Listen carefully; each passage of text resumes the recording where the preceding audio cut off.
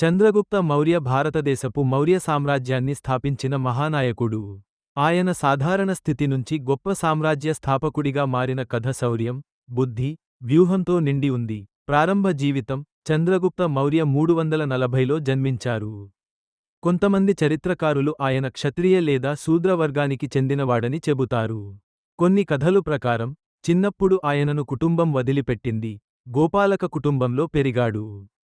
కానీ గ్రీకు చరిత్రకారుడు జస్టిన్, చంద్రగుప్తుడు రాజకుటుంబానికి చెందినవాడని, కానీ సింహాసనం కోల్పోయాడని పేర్కొంటాడు. ఆయన జీవితంలో ప్రధాన మలుపు చాణక్యుడు, కౌటిల్యుడు ని కలిసినప్పుడు వచ్చింది. చాణక్యుడు తక్షశిల విశ్వవిద్యాలయంలో ప్రముఖ ఆచార్యుడు. అతను చంద్రగుప్తుని యుద్ధ విద్య, రాజకీయ వ్యూహాలు మరియు ధర్మశాస్త్రాలు నేర్పాడు.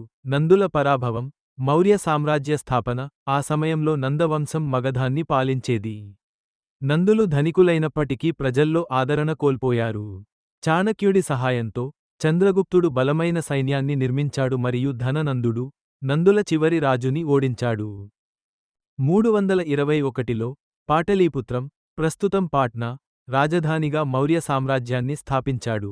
సెల్యూకస్తో యుద్ధం, సామ్రాజ్య విస్తరణ 323లో అలెగ్జాండర్ మహారాజు మరణించిన తర్వాత, అతని జనరల్స్ ఆయన సామ్రాజ్యాన్ని విభజించుకున్నారు. సెల్యూకస్ ఐ నికేటర్ అనే జనరల్, ఉత్తర పశ్చిమ భారతదేశాన్ని, పంజాబ్, గాంధారం, బాక్ట్రియా ఆక్రమించాడు. 305లో, చంద్రగుప్తుడు సెల్యూకస్పై యుద్ధాన్ని ప్రారంభించాడు.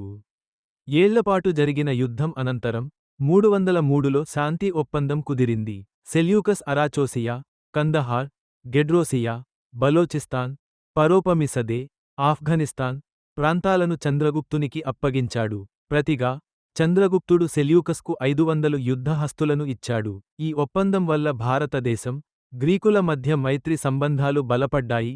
సామ్రాజ్య పరిపాలన, మౌర్యుల శోభాయమాన కాలం చంద్రగుప్త మౌర్య పాలనలో, మౌర్య సామ్రాజ్యం భారతదేశం, పాకిస్తాన్, బంగ్లాదేశ్, ఆఫ్ఘనిస్తాన్లో విస్తరించింది. ఆయన పాలన ఎంతో వ్యవస్థాపితంగా, శక్తివంతంగా ఉండేది. ముఖ్యమైన పరిపాలనా విధానాలు, విశాలమైన సైన్యం, 6 లక్షల మంది పాదసైన్యం, 30,000 కుళ్ళిలు, 9,000 యుద్ధ ఏనుగులు, పటిష్టమైన భద్రతా వ్యవస్థ, గూఢచార వ్యవస్థ, ఇంటెలిజెన్స్ బలంగా ఉండేది.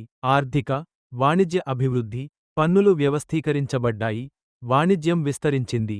మౌర్యుల పటిష్టమైన రహదారి వ్యవస్థ, రహదారులు, కాలువలు, వాణిజ్య మార్గాలు అభివృద్ధి చేశారు. వాణిజ్యం పర్షియా, గ్రీకు రాజ్యాలు, చైనాతో కొనసాగింది. చంద్రగుప్తుని త్యాగ జీవితం ఆయన చివరి రోజుల్లో జైన మత ప్రభావం పొందారు. ముఖ్యంగా జైన గురువు భద్రబాహు ప్రభావంతో 298లో తన కుమారుడు బిందుసారుని రాజుగా చేసి, తన రాజరికాన్ని త్యజించాడు. ఆయన శ్రవణబేలగొళ, కర్ణాటక కి వెళ్లి సల్లేఖన, ఉపవాస దీక్ష ద్వారా 297లో మరణించారు. చంద్రగుప్తుని వారసత్వం, చంద్రగుప్త మౌర్య పాలనతో భారతదేశపు తొలి గొప్ప సామ్రాజ్యం ఆవిర్భవించింది. ఆయన మనవడు అశోకుడు మౌర్య సామ్రాజ్యాన్ని మరింత విస్తరించి, బౌద్ధ ధర్మాన్ని ప్రపంచానికి వ్యాప్తి చేశాడు. ఆయన చరిత్రలో నిలిచిన విధంగా, భారతదేశాన్ని ఏకీకృతం చేసిన మహారాజు, శక్తివంతమైన పాలకుడు, వ్యూహకర్త, అత్యుత్తమ పరిపాలనా విధానాలను రూపొందించినవాడు, జైన మతాన్ని ఆశ్రయించి, త్యాగ జీవితాన్ని అనుసరించినవాడు. చంద్రగుప్త మౌర్య కథ ప్రాముఖ్యత ఏమిటంటే, ఒక సాధారణ వ్యక్తి కూడా తెలివితేటలు, ధైర్యం, కృషితో ప్రపంచ చరిత్రను మార్చగలడు.